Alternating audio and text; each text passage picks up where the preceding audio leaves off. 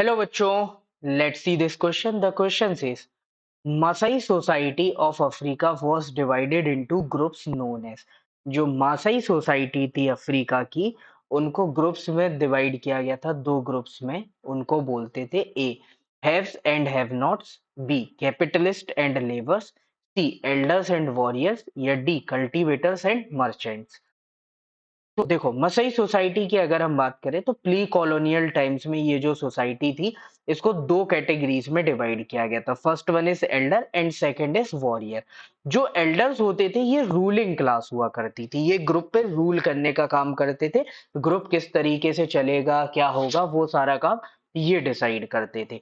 इनकी periodic councils होती थी, मतलब बीच बीच में इनकी बैठकें होती थी, जहां पर कम्युनिटी से रिलेटेड जो भी इंपॉर्टेंट अफेयर्स होते थे, उनके ये डिसीजंस लेते थे।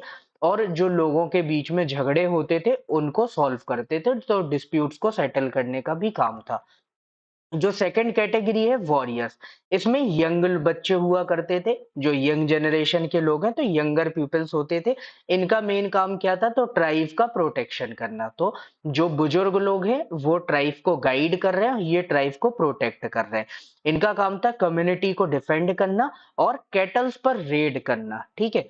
अब रेड क्यों करना है, क्योंकि उस टाइम पे कैटल ही वेल्थ हुआ करती थी, तो रेड उस सोसाइटी के लिए बहुत इंपॉर्टेंट हो जाता है।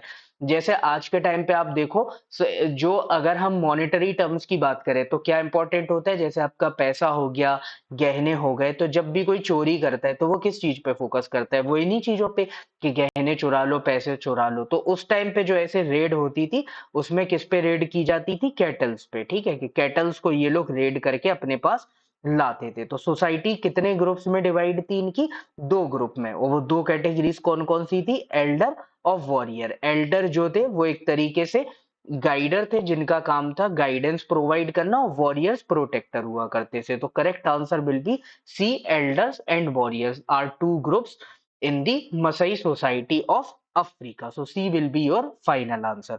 Hope you understood it well. Best of luck. Thank you.